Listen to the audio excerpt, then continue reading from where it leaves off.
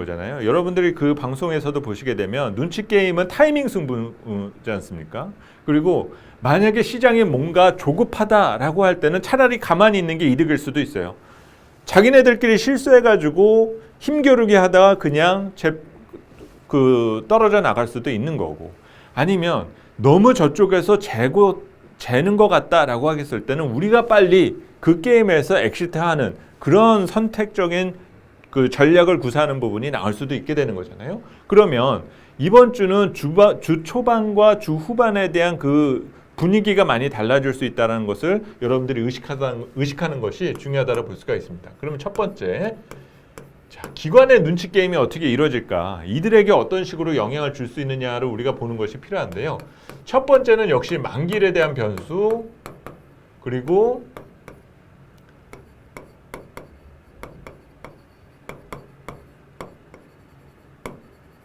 종목 교체가 이루어지는 리밸런싱에서의 영향을 우리가 체크하는 것이 중요하다는 거죠. 뉴스들 많이 보신 분들도 계실 거고, 못 보신 분들 한번 검색해서 찾아보시는 것도 중요할 거예요. 특히 이 종목 교체 부분에 카카오뱅크, 크래프톤이 코스피 200에 조기 편입되는 부분 등에 대한 이슈가 있고, 그게 만기를 전후해서 이루어지게 되는 부분 등이 있거든요. 그래서 특히 여기에 맞물려서 지금 지난달 초에 카카오뱅크와 크래프톤이 상장되면서 한 달짜리 그 기관 투자자들의 락원 물량이 있습니다. 이제 그 물량이 서서히 쏟아져 나오게 될 때 과연 이 리밸런싱 과정 그리고 만기일 변수와 맞물려서 얼마나 물량 소화가 무난히 전개될 수 있는지가 시장에서 우리가 관찰해 볼 수 있는 관전 포인트가 될 수가 있게 된다는 거죠. 이 기관 수급에 대한 부분의 눈치 게임을 우리가 찾아서 대응을 한다 생각해서 보면, 우선 타이밍상으로 보았을 때 기관 눈치 게임을 기준해서 보았을 때는 주초보다는 차라리 만기 끝나고 그 다음서부터 보는 것이 오히려 마음 편한 자세가 될 수도 있다는 거예요. 특히 현재 코스피가 3,200까지 어떤 식으로든 지금 지수를 2주째 반등을 시켜놓은 상황이다 보니까 위에서 누르는 힘이 만만치 않게 우선 강할 수가 있다라는 거죠.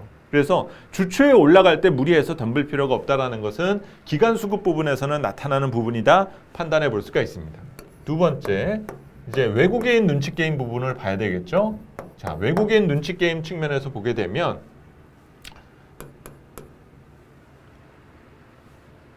이 밑에 보이시나요? 제가 이 화면을 잘 몰라서 자, 옆에다 쓸게요. 자, 우선 환율 측면에서 놓고 본다면 외국인 수급이 그렇게 나쁠 거는 없어 보인다. 우리가 이전에도 8월 달까지 얘기하던 내용들이 그거였지 않습니까?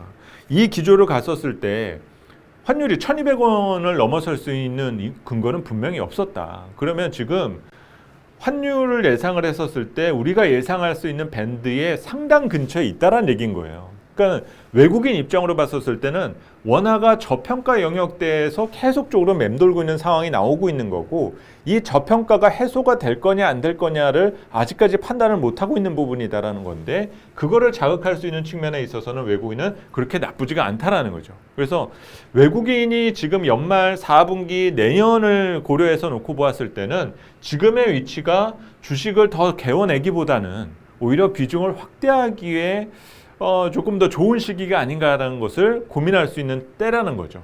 그런 측면은 외국인의 눈치 게임 관점에서 봤을 때는 지수가 조금 부담스러운 영역대는 있지만 여전히 시장이 아랫방향으로 가야 될 이유는 조금은 제한되는 것 같다. 근데 이번 주에 과연 이들 사이에 이 리밸런싱에 대한 과정의 그 손바뀜이 어떤 식으로 이루어질지는 상당히 중요한 관전 포인트가 될 수 있다는 것을 생각하셔야 되고, 이 내용이 오늘뿐만이 아니라 내일과 모레 만기 전후에서는 제가 자주 언급을 해드릴 수밖에 없는 부분이라는 점도 기억해 두실 필요가 있을 것 같습니다. 자, 이제 개장 상황이 한 4분 정도 남았기 때문에